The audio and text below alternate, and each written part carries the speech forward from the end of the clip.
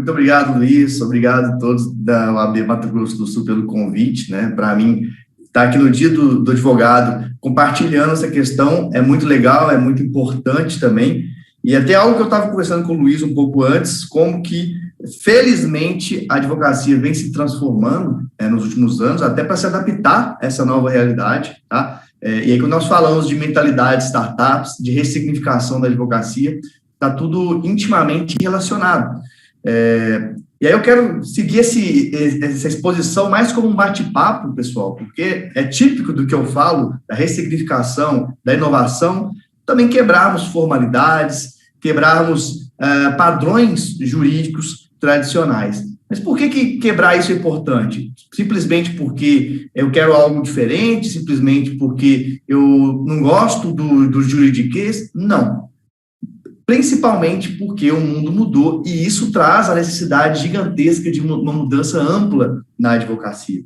Isso é interessante porque, normalmente, a inovação corporativa, né, já que a advocacia, a gente tem que pensar como inovação, como um meio corporativo também, então a inovação corporativa é algo que é muito valorizada e muito observada no mundo fora do direito há muitos anos, como elemento estratégico e central de uma estratégia de negócios, tá? E, infelizmente, no direito, ainda existe uma resistência muito grande quando nós falamos de inovação. Muita gente acha que é algo pode ser feito de forma aleatória, que é algo que não é tão importante quanto o conhecimento jurídico.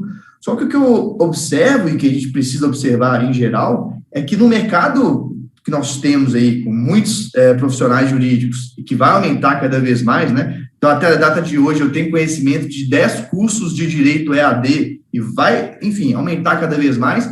Nós, profissionais, para sermos relevantes, nós temos que repensar uma série de questões. Não adianta mais, como eu falei, ter só o conhecimento jurídico, como se fosse só, né? Porque é muita coisa, porque apenas com esse conhecimento nós não vamos conseguir nos diferenciar, nós não vamos conseguir ajudar os nossos clientes, então precisa de ter uma nova visão, um novo pensamento, um voo panorâmico diferente. Então, quando nós falamos de pensamento startups, mentalidade startups, vocês precisam ter em mente a palavra transformação digital. Agora já está mais em alta no meio jurídico, mas olha que interessante, uma curiosidade.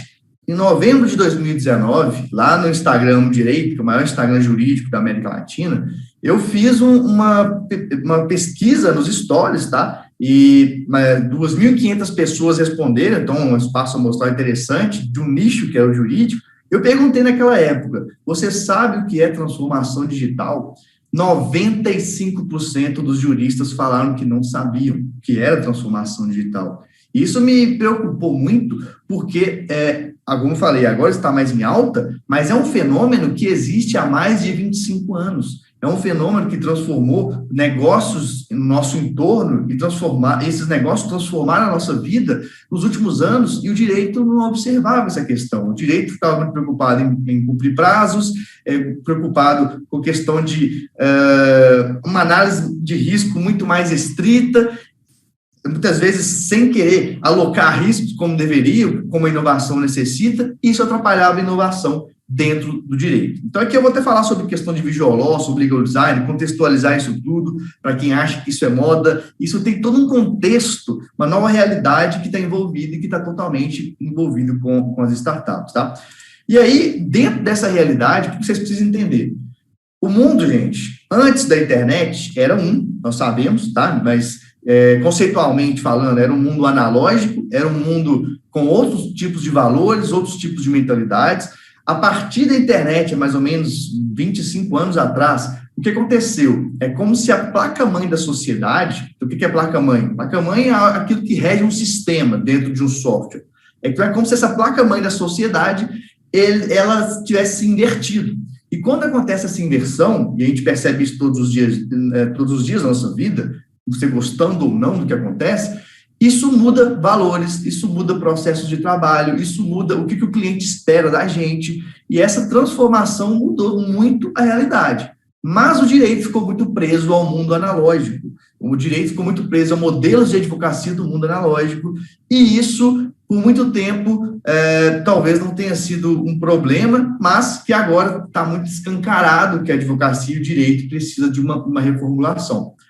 Pois bem, quando eu falo em startups, dessa reformulação de queda da placa-mãe analógica e subida da placa-mãe digital, que é a transformação digital, a partir dessa nova placa-mãe, desse novo regramento da sociedade, surge um modelo específico do digital, que são as startups. Então, aqui é importante você entender que, por mais que exista um conceito jurídico no marco legal das startups, no Inova Simples, sobre o que seja uma startup, o fenômeno é muito mais amplo do que o conceito jurídico. Como é a nossa vida realmente, né? A vida em sociedade é muito mais amplo do que a análise jurídica. Por que isso é relevante? Porque esses modelos de startup, que são os modelos nativos do digital, são os modelos que devem ser seguidos para sermos relevantes atualmente, para entregar um serviço jurídicos, inclusive, da forma como os clientes querem. E aí você pode perguntar, tá, Marcílio, mas como que eu, que sou um escritório de advocacia, eu tenho um modelo de negócios desse analógico que você falou, como que eu vou fazer isso? Eu tenho que criar uma startup? Aí que está o grande ponto. Ou você nasce uma prática jurídica totalmente voltada para os modelos digitais, que eu vou destrinchar mais especificamente para você, ou você que ou tem uma prática jurídica tradicional, precisa fazer a transformação digital. O que é a transformação digital? É justamente usar as metodologias das startups para adequar a sua prática jurídica. Não tem os discursos dos advogados, não, você tem que adequar a sua empresa à LGPD. É a mesma coisa, você tem que adequar o seu escritório, a sua prática, ao mundo das startups, à transformação digital. Então, o primeiro ponto que você precisa se atentar aqui agora é que as startups, é um nome em inglês, e isso talvez afaste, não é algo de outro mundo, é algo que está no seu dia a dia o tempo inteiro. Quer uma prova disso? Vamos lá. Facebook, startup. Instagram, startup. WhatsApp, Netflix, Uber, tudo que você imaginar que transformou a vida, em nossa vida em sociedade, foram frutos das startups. Inclusive, Apple é considerado uma startup, Microsoft. Então, não é um fenômeno atual, é um fenômeno que representa a necessidade de uma transformação. Tudo bem. Dito isso, quando nós falamos de transformação digital, principalmente, o que a maioria das pessoas pensam eu preciso de tecnologia, eu preciso de software. Mas esse é o grande erro. Transformação digital, acima de tudo, pessoal, é uma transformação de cultura, uma transformação de mentalidade. Não adianta você contratar os melhores softwares para o seu escritório se a sua equipe não tem a mentalidade de como utilizá-lo, de como usar esses softwares para melhorar a produtividade, e como usar esses softwares ou uma análise de dados para entregar novos tipos de serviços que os clientes querem. Não adianta você continuar fazendo os trabalhos jurídicos como sempre foram feitos. Isso não é transformação digital. E se você fizer isso, a tendência é cada vez maior o seu trabalho ser mais irrelevante dentro de um contexto maior. Como assim relevante? Quer dizer que você não é importante? Não, você é importante, mas você não vai conseguir passar a importância do seu trabalho para esse cliente. Então, acima de tudo, transformação digital, mentalidade de startups é uma questão cultural. E quando nós falamos de transformação digital, são 3 aspectos principais que eu vou destrinchar. Cultura, como mencionei,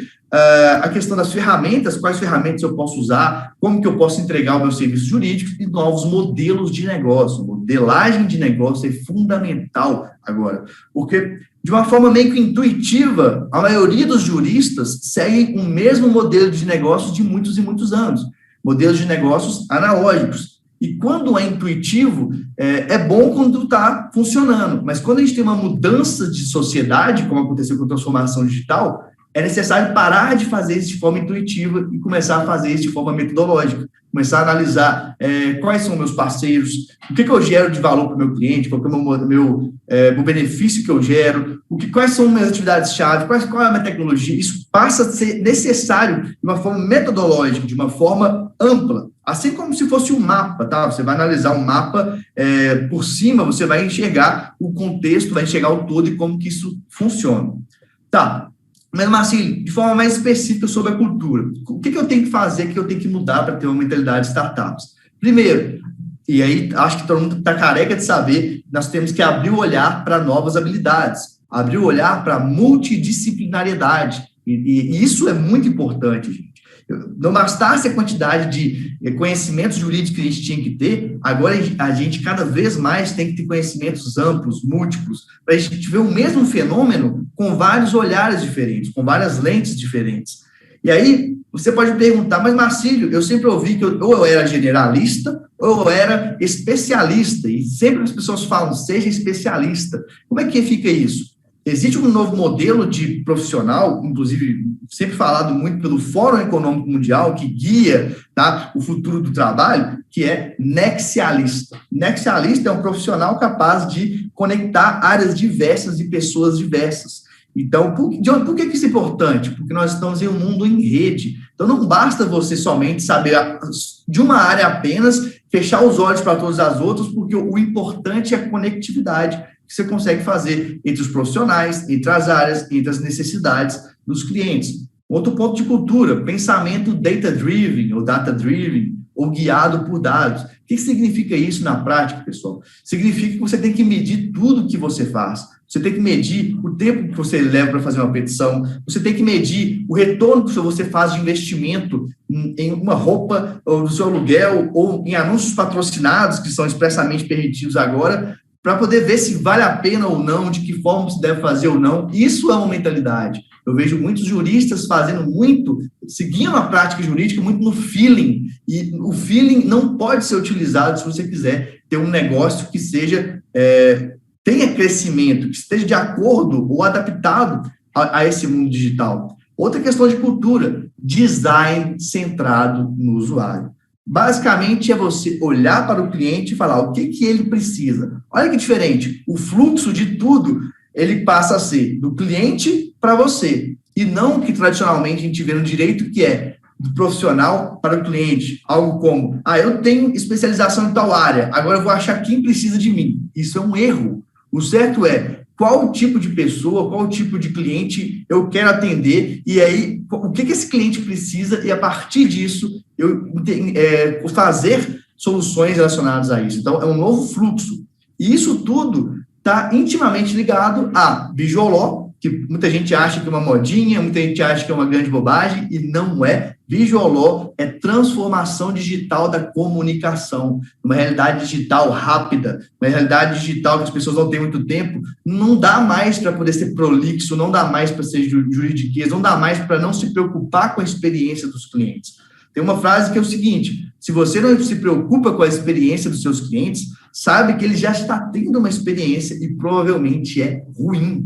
E por que isso é tão relevante no mundo digital? Porque por mais que no direito a gente divida cliente de consumidor, né, no fim é a mesma pessoa. Então, saindo de questões jurídicas, que são muito idealizadoras, são muito do dever ser, indo para questões da realidade, a mesma pessoa que tem o contato com a Netflix, com o Uber, com o WhatsApp, que tem toda uma experiência envolvida e pensada e facilitada, que gera, inclusive, recompensas químicas no nosso cérebro, tá? É prazeroso usar o digital porque isso tudo é pensado. Essa mesma pessoa chega depois de um jurista e tem uma experiência péssima, tem uma experiência simplesmente, só estou entregando a minha parte, eu estou cumprindo minha obrigação de e-mail e pronto. E se você não começar a observar isso, o que naturalmente acontece é, quem tem uma mentalidade de startup, as próprias startups de direito, vão trazer todos esses clientes porque se preocupam com essa experiência. E isso é uma questão de cultura também. Uma questão também importante aqui, e por mais que seja óbvio na minha visão, mas por ser o direito como é, a gente tem que falar.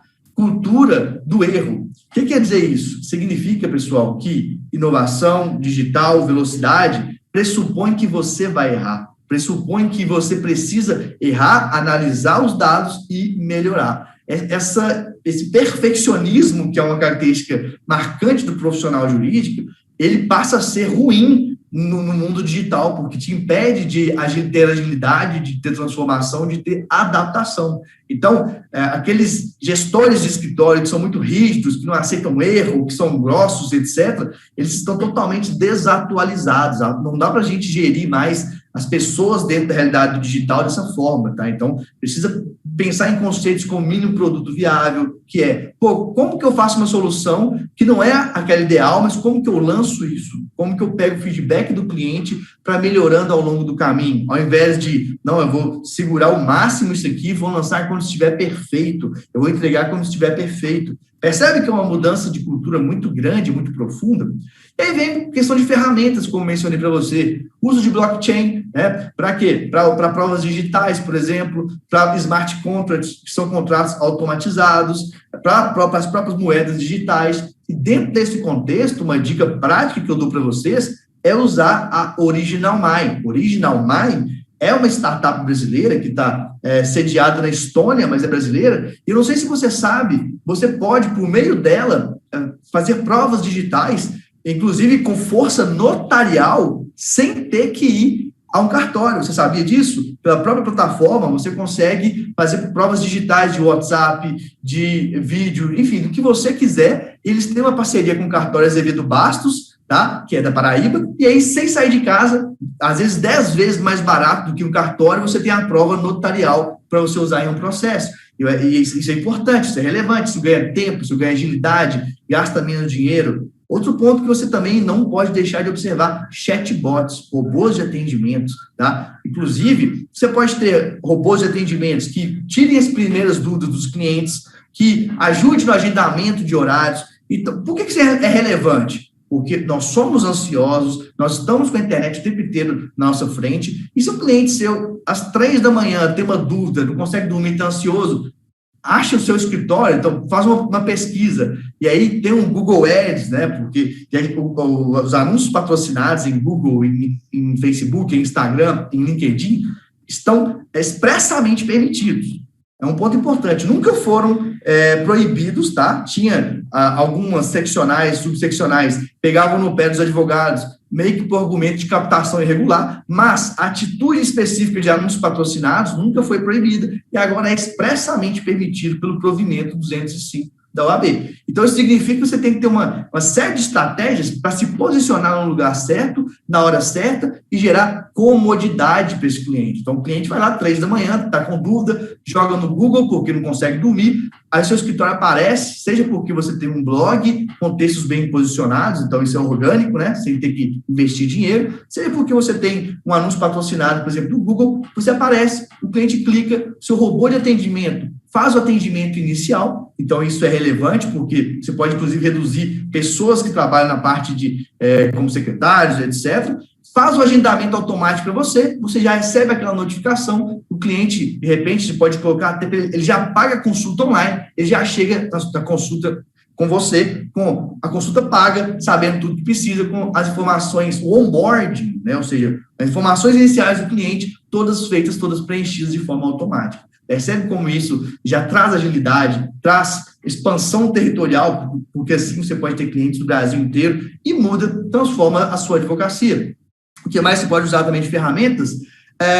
Automação de petições. Pessoal, cerca de 80% das petições, 80% das demandas jurídicas são repetidas, né? Então, isso significa que você pode e deve, para ganhar produtividade, para ganhar a maior capacidade de competição, automatizar petições. Então, nós temos aí, por exemplo, empresas, startups como a Netlex, como a Looplex e várias outras que vão te ajudar a automatizar, a dar entradas específicas, o cliente já preenche no site, esses dados já vão direto para a petição. É claro que o ser humano tem que conferir isso tudo, mas conferir é muito mais rápido do que usar o seu tempo para fazer tudo isso. E aí você vai ganhando agilidade. Outro ponto que você pode usar, a própria jurimetria. Jurimetria, gente, nada mais é do que o que nós chamávamos fora do direito, chamamos ainda de business intelligence, inteligência de negócios. Você é capaz de olhar, por exemplo, qual área está com maior demanda, qual área vai a pena investir mais ou menos, qual o percentual de chance de ganhar ou não uma ação, qual advogado ou advogada está com maior capacidade, maior quantidade de ações judiciais. E para que isso é relevante? Para traçar as estratégias dentro do seu modelo de negócio, para você ter um controle do seu modelo de negócios, ao invés de ser daquela forma, como eu falei, do feeling, como a maioria dos advogados fazem. Então, a maioria dos advogados, quando começam uma advocacia, eles não estudam o mercado em si, não olham quantos advogados devem ter naquela área, qual a quantidade de dinheiros que circulam naquela área, não faz um estudo básico de mercado, análise de forças e fraquezas, estudo básico, que qualquer empresa que queira ser competitiva faz. o direito normalmente não faz. E isso não dá mais para ser um bônus, isso passa a ser um imperativo, porque a competitividade é cada vez maior e vai ficar cada vez maior. Então, percebe que envolve uma nova cultura, uma nova ferramenta, novo modelo de negócio, que eu vou falar com você sobre isso também. E eu queria frisar mais um pouco sobre anúncios patrocinados. Pessoal, sinceramente, ou vocês aprendem a fazer bem anúncios patrocinados, ou contratem alguém, mas não dá mais para pensar uma estratégia de advocacia que não tenha anúncios patrocinados em Facebook, em Google, que você não esteja posicionado especificamente para aqueles seus clientes, tá? Porque você vai perder muita capacidade de competição, vai perder muita possibilidade de expansão territorial. Então, quando você ficar focado só no pequenininho, não usar esse tipo de ferramenta, outras pessoas vão fazer isso, vão crescer e vão decolar. Então, você precisa focar nisso como um elemento de estratégia, não só como, é um marketing, é algo que se der tempo eu faço. Não, é algo que tem que ser focado, é algo que você tem que ter dinheiro para investir, mas tem que analisar o retorno. Por exemplo, se eu pôr 10 mil reais por mês no Facebook, no Google, é muito? Depende. Quanto que está me voltando de cliente? Ou quantos clientes eu consigo ajudar a mais? O que isso gera de impacto na minha atividade jurídica? Tá? Isso tudo tem que ser pensado. Os grandes escritórios pensam e fazem isso há muito tempo e vocês precisam pensar, independentemente do tamanho de vocês, se querem continuar relevantes. Dentro dessa análise também de pensar novas formas de se entregar serviços jurídicos, tá? O que vocês precisam fazer? Pensar o seguinte, gente, o que eu posso entregar de benefício para o meu cliente que não seja aquele estritamente jurídico como eu estou acostumado? É isso, pessoal, que os grandes escritórios fazem também há muito tempo. Por exemplo, entregar tecnologia com a questão jurídica, entregar gestão de negócios com a questão jurídica, entregar melhorias nos recursos humanos com a questão jurídica. Como é que eu posso fazer isso, por exemplo? Quando eu crio um regulamento interno de uma empresa com conceitos, com ferramentas, com procedimentos de recursos humanos para melhorar a produtividade, eu, como jurista, estou entregando não só um documento, eu estou entregando uma melhoria de produtividade, é um exemplo que eu estou te dando. E isso tudo está relacionado ao que eu falei lá atrás, da multidisciplinariedade das entregas. Por mais que eu sei que a gente vai falar, mas a advocacia, eu não posso fazer advocacia juntamente com outras atividades. Eu sei disso. A questão não é essa. A questão é que a advocacia em si, ou o direito em si, as entregas da área jurídica, elas estão se expandindo e entrando para outras áreas justamente por conta do fenômeno da transformação digital, que é, como eu estou falando para vocês, falou de transformação digital, você tem que pensar em startup. Não precisa você ser um advogado de startups, como eu sou, advogar para as startups, para poder usar esse tipo de conhecimento. Você precisa usar esse tipo de conhecimento também para fazer isso, adaptar a sua prática jurídica no seu dia a dia. E mais uma questão importante para tangibilizar para você como que tudo que no digital faz sucesso é uma startup, que dentro desse conceito organizacional, um blogueiro é um modelo de negócio startup, tá? E-commerce é um modelo de negócio startup, escritório de advocacia 100% digital é um modelo de negócio startup, youtuber, streamer, gamer, tudo isso é um modelo de negócios startup. Então, você não precisa somente ser uma Nubank, um WhatsApp, uma empresa que faz algo muito louco para ser uma startup. A partir do momento que você usa essas ferramentas para quebrar muros de localização, para ter mais produtividade, para atender, tem a ver com quebrar os muros, clientes no Brasil inteiro, para nichar e subnichar o seu trabalho, analisando métricas específicas, você está se portando como uma startup e você pode obter os benefícios de ser uma startup, que é crescimento, expansão, maior reconhecimento e, claro, maior felicidade como um profissional, né? Então, eu estou até me sentindo como um Clóvis de Barros aqui, parece que eu estou falando um pouco algo mais filosófico, mas é porque eu preferia falar realmente meandros de tudo isso, uma linha de raciocínio, para vocês entenderem como que isso é importante para reformular a sua prática jurídica, tá? O direito não pode mais se fechar, não pode mais pensar apenas em formalidades, não pode mais olhar apenas para o fenômeno jurídico se quiser ser relevante. Se você quer continuar olhando apenas para isso, Você arque com as consequências, tá? Mas eu não indicaria você a fazer isso, eu indicaria você a fazer essa expansão de visão de novas ferramentas, de novos modelos de negócios. Eu acho que, por enquanto, tá legal.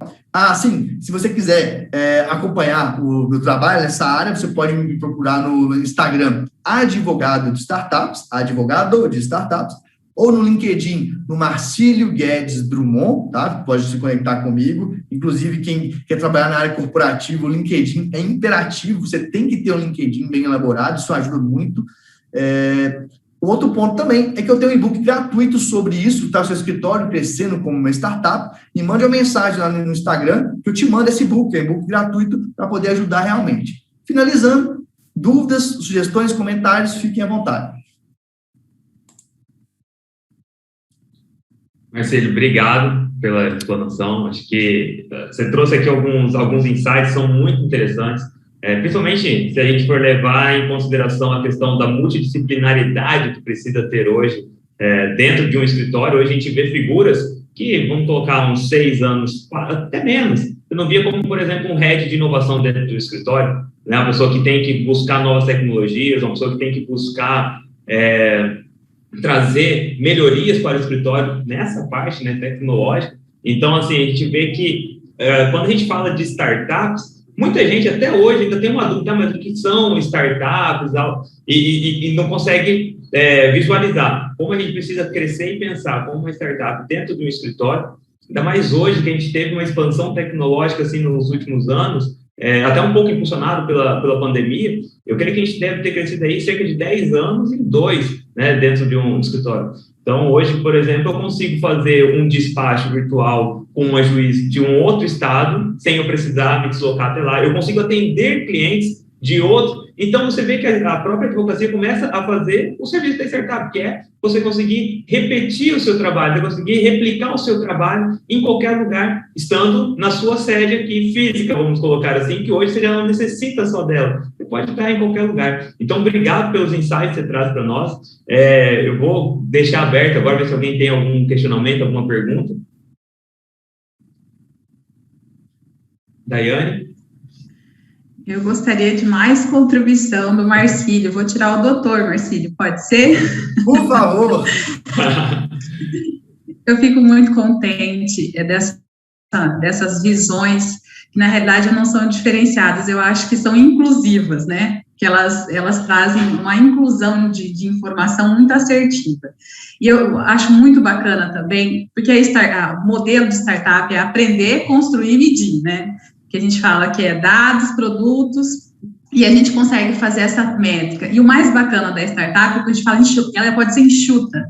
E a gente vê que os advogados estão advogando praticamente com equipe, né? Só eu no escritório, tendo que fazer todo o trabalho. E as plataformas digitais, que é a transformação digital, muito bem dita pelo doutor, que é a conversão e integração da tecnologia, o digital dentro do nosso ambiente, através da mudança do nosso pensamento. E, nesse sentido, a gente sempre tem que ter o conteúdo muito prático, Marcílio, né? E o LITEC, nosso laboratório de inovação e tecnologia, a gente fala, gente, vamos fazer, aqui a gente faz conforme a experiência. E todo mundo, mas eu vou errar? Eu falo, mas é aqui que você tem que errar. E errar para o advogado é muito ruim, a palavra erro já é ruim. E no mundo da startup a gente fala, vamos errar e vamos errar rápido, né? Para a gente ter essa conversão. E eu queria que você pegasse, e na atribuição da tua palavra, que eu acho muito simples e fácil, porque nesse universo startupeiro temos muita língua inglesa dominante, né? E a gente tem atribuições que, não, infelizmente, eu tive a oportunidade de ir numa palestra de um ente de Israel, e ele falou assim, qual que é a maior dificuldade do Brasil? Ele falou, não falar inglês.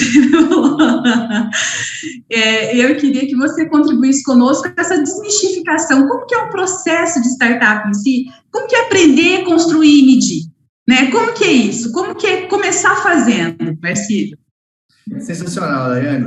A questão, foi o que eu falei bem lá no início, né? Primeiro de tudo é a questão cultural. E isso que você falou dos juristas, eu sempre observei muito, e tentei criar uma explicação para isso. Que eu cheguei à conclusão do jurista ter dificuldade de errar são alguns fatores. Então, por exemplo, a gente acha que erro a gente não erra primeiro porque a gente quer diminuir os riscos, então a gente pensa muito em risco, então a gente não quer errar. Outro ponto, o jurista também, nós estamos em um mercado que, queremos ou não, a realidade é essa, nós julgamos muito nossos colegas e, por isso, nós também temos medo do julgamento conosco. Então, nós não nos permitimos errar porque a gente pensa muito no julgamento alheio. Esse é um problema também, né? Por que isso é importante? Porque quando você vai fazer um legal design, né, uma reformulação de práticas do escritório, uma das primeiras questões é tire o seu tom crítico de jurista, tá? Você precisa enxergar a realidade como ela se mostra e não como você quer ver. Porque nós, juristas, colocamos uma lente que é impressionante como muda a nossa cabeça. A pessoa que nós éramos antes da faculdade é uma, a pessoa que a gente sai da faculdade é totalmente diferente. E o que para muita gente pode parecer que é muito bom, tem suas questões negativas. Então, a gente passa a ser muito, muito crítico, e esse excesso de criticismo do direito faz a gente ficar meio cego para tudo aquilo que está orbitando em nossa volta. Por que eu estou falando isso? Porque essa questão de criar startup, que você falou, ela está muito relacionada a enxergar o que está orbitando. Então, as oportunidades, elas estão a todo momento acontecendo. A questão é, você consegue enxergar ou não? E por que você não consegue enxergar? Porque talvez o seu olhar está viciado, a famosa bolha. Digamos que nós, juristas, temos uma grande bolha de visão jurídica.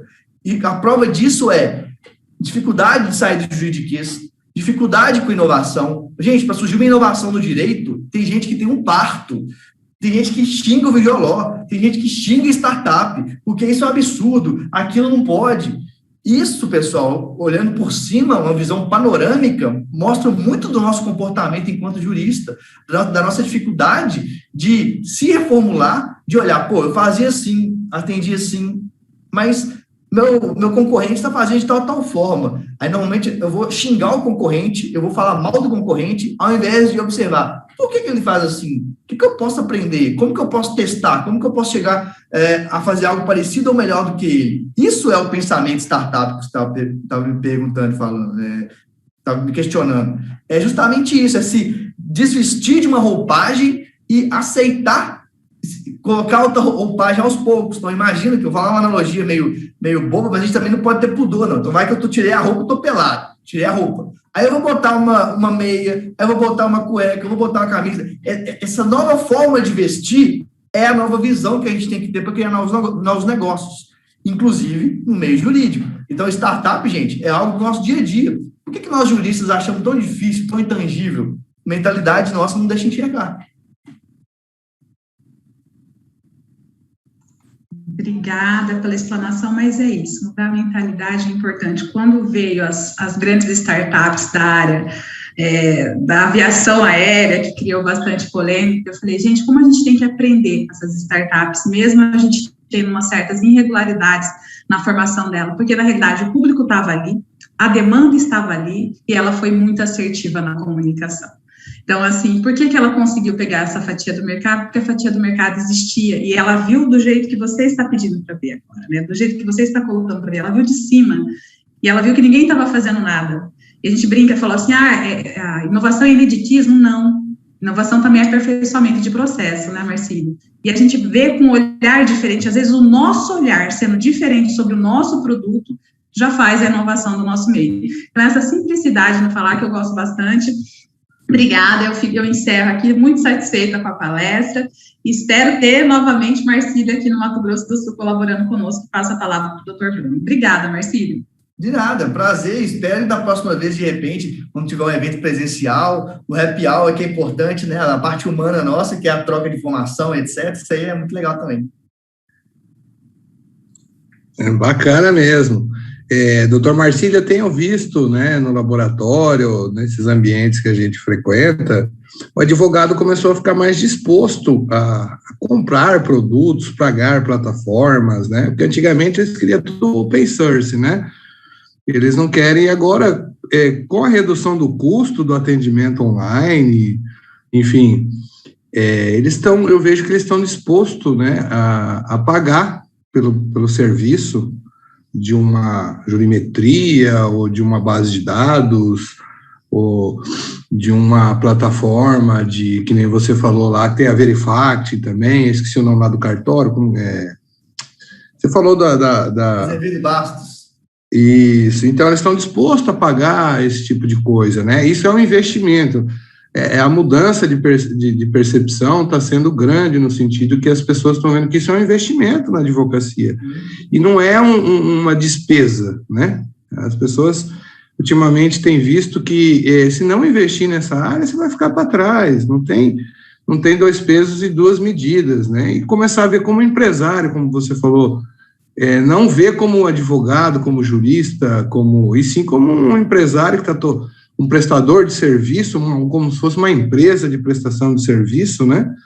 E aqui a gente tem algumas startups, né, aqui em Mato Grosso do Sul, e essas startups vêm com uma mentalidade achando que vai ser o unicórnio.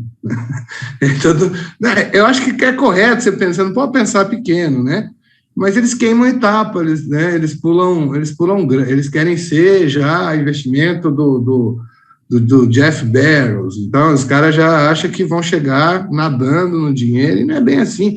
A organização, o preparo na condução da sua startup, desde a parte da formação, né, desde um contrato bem feito, e eles têm vergonha, às vezes, sabe, doutor, de perguntar a alguém da área, né, falar, vou pagar uma consulta para o Marcílio, para o Bruno, para o Bino, para a Daiane, não, eu sou advogado também. Advogado tem sido clínico geral, como, né, fazendo uma analogia na medicina, e não é mais assim, né? Eu penso que, às vezes, a gente pode estar auxiliando, o laboratório foi criado com esse intuito, né? Porque as pessoas realmente não têm essa consciência de que existe um advogado que é gestor, um advogado que é, como se diz, contratualista, um advogado que entende de tecnologia, fala, olha, essa plataforma serve para o seu trabalho. Sim. Eu não digo só advogado, eu estou falando que a gente está no ambiente jurídico, né, a gente está dentro da OAB, mas isso serve para o mercado. Um advogado pode indicar uma plataforma de LGPD hoje em dia, falar, olha, essa plataforma que atende o seu negócio. Como você tem visto isso? É uma pergunta que eu vou abrir agora. Como você tem visto isso, se o mercado já está maduro nesse sentido, para os operadores de direito digital, de tecnologia, não só como advogados, mas como startup, como empresa? O que o senhor tem visto, né, aí senhor, né, eu que sou mais velho,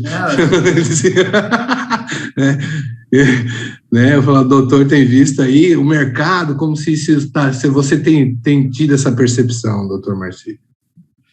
Eu vejo que realmente a pandemia deu uma mudada grande nas pessoas por questão de sobrevivência, né? A gente fala às vezes que ganhou 10 anos, etc., mas eu vou falar que é o contrário, nós deixamos de perder, tá? Porque o direito estava há quase 30 anos atrasado. Estou falando, a transformação digital é um fenômeno que tem mais ou menos 25 anos e ninguém nem sabia o que era, ninguém nem falava. Então, a gente não ganhou, a gente deixou de perder. Esse é o primeiro ponto. O outro ponto, você falou da questão de advogado, eu mesmo me posiciono muito como um consultor de negócio, cara. Mais do que o advogado, eu consultor de negócio. Por uma questão estratégica, por uma questão, por exemplo, o mercado está lotado de advogados. Tudo bem, agora, um consultor de negócios com conhecimento jurídico aprofundado, opa, esse cara é diferente. É um plus. Oi? É um plus, né, doutor Marcílio? Sim, claro. E tem uma frase que fala que a gente é remunerado melhor, quanto mais raro a gente melhor a gente é remunerado.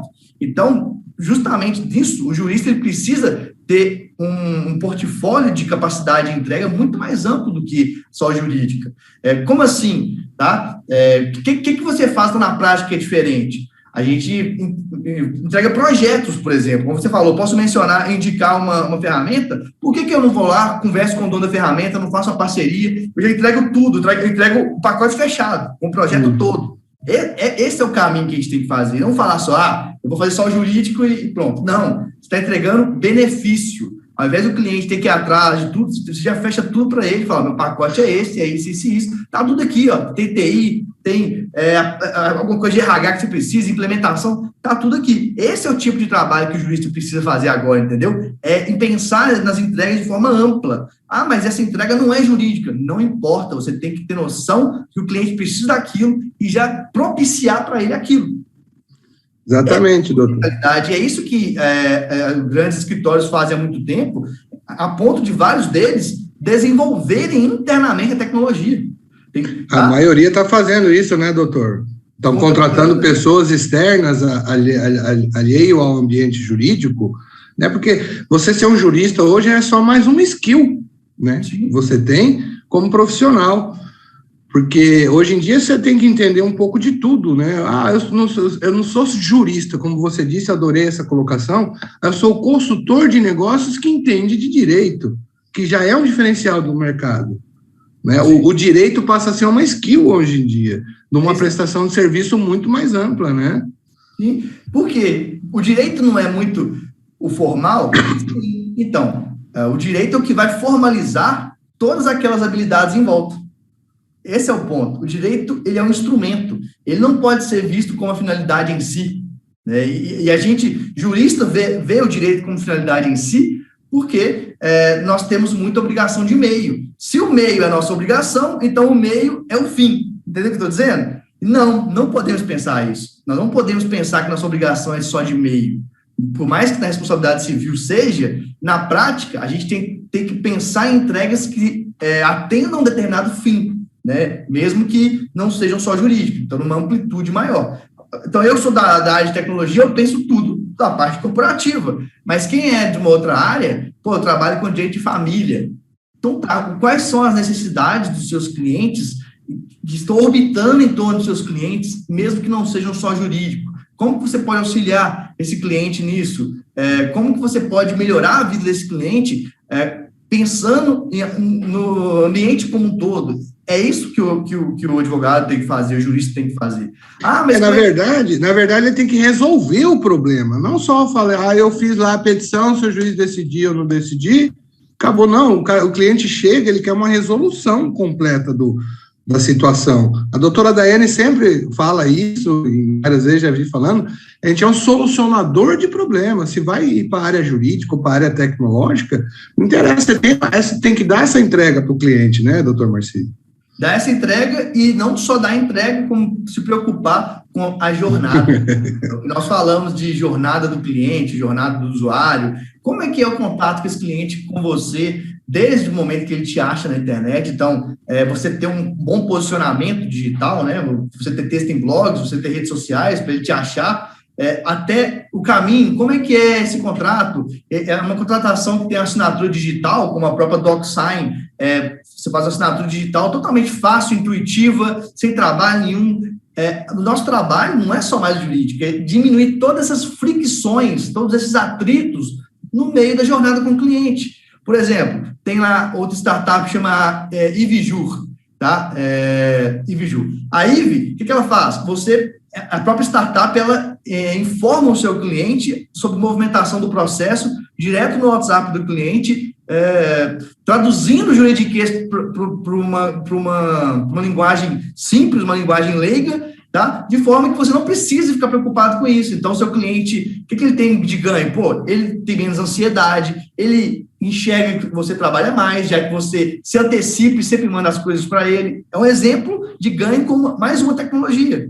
Eu falei aqui ao longo dessa exposição de umas 10, 15 tecnologias mais ou menos, práticas, para a gente entender que pequenos pontos que você vai colocando tecnologia, você vai melhorando a vida do cliente, e se você melhorar a vida do cliente, ele tem uma visão melhor de você enquanto profissional, e você vai ter novos clientes, indicações, etc. É pensar que o futuro do direito está muito mais fora do direito do que, de fato, dentro do direito, né? Então, a gente tem que trazer essas tecnologias para o uso e entregar para o nosso cliente. Uma coisa que eu gosto de pensar é que o meu cliente ele não precisa levar um contrato ou algo que eu faço para um outro advogado para ele traduzir o que está sendo escrito ali, o que ele está assinando, né? Então, a gente tem que realmente sair um pouco dessa casa do juridiquês e trazer muito mais uma linguagem que o cliente vai entender e saber que a gente não está fazendo um contrato, fazendo uma petição, fazendo algo para outro advogado, e sim para o cliente precisa entender o que a gente está apresentando, né? Não, exatamente. Esse é o ponto. O design centrado no cliente é isso, é ver as situações, os fenômenos, os fatos, do ponto de vista do cliente, não do nosso ponto de vista, porque como eu falei aqui para vocês, o jurista, ele se transforma durante a faculdade e a visão dele, ela fica viciada. Como fala, pode parecer que é bom, não, é muito bom ter uma visão jurídica, mas isso é ruim também, é ruim porque o mundo não é só o fenômeno jurídico, os anseios das pessoas não são só o fenômeno jurídico. O seu conhecimento jurídico é para traduzir esse anseio de forma jurídica, mas se você não olha isso de forma mais ampla, você reduz o seu olhar, reduz a capacidade de entrega, reduz o benefício para o cliente e diminui suas chances de crescer na sua carreira também. Isso aí, muito obrigado,